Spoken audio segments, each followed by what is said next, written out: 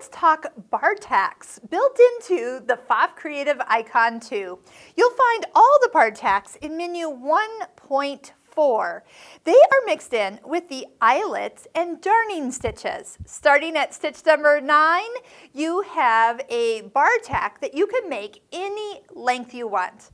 But wait, there's always more with Pfaff. They have decorative bar tacks as well. Now, how would you even know that this was a bar tack? You could have touched this little eye and opened up the information window and seen where bar tacks are often used. So for example, reinforcing pockets, shirt openings, belt loops, as well as lower ends of a zipper. Great idea.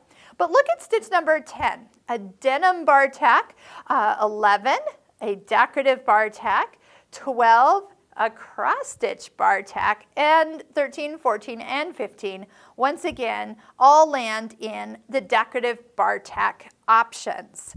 We're going to start with stitch number 9. Now you notice that you don't see it. Even though this stitch is over here, it's so short that it actually isn't long enough to show us. So if you want to see your bar tack before it stitches, minimize the screen off to the side for loading the stitch. Here is what else we're going to do. When we do Edit Stitch, when you come over to the length option, you can increase the stitch length by 1 millimeter for every touch. And remember, this is actual size. So if you're looking for something that's going to be, about like that big, well, all you need to do is make the size of picture of the bar tack on screen the size you want, and that will be the size you get.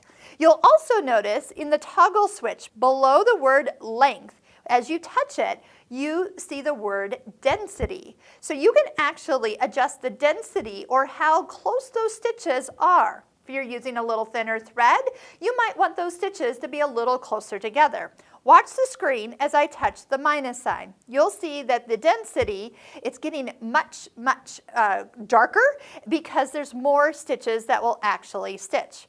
Vice versa, if you have a thicker thread and you don't want it to kind of get stuck as it's stitched, you might actually increase the density to a higher number. But if we're looking for 0.4, it's kind of good for your standard size. Now you can also adjust how wide your bar tack is. So if you want a little beefier one, you can increase the width. And usually I probably don't need to adjust the position within the foot, but yes, you actually could move the needle position as well. You kind of see it shifting within the sewing field. We'll just leave it in the center position for right now. And actually, I don't need it that beefy. I want to show you what it looks like at its normal width, but I am going to make it a little longer. So, well, longer than the default size was. So how about this? We're going to stitch it real quick. It is recognizing that I have the foot 1A on, and I also have the IDT engaged. That's that dual feed feature pulled down into the back of the foot.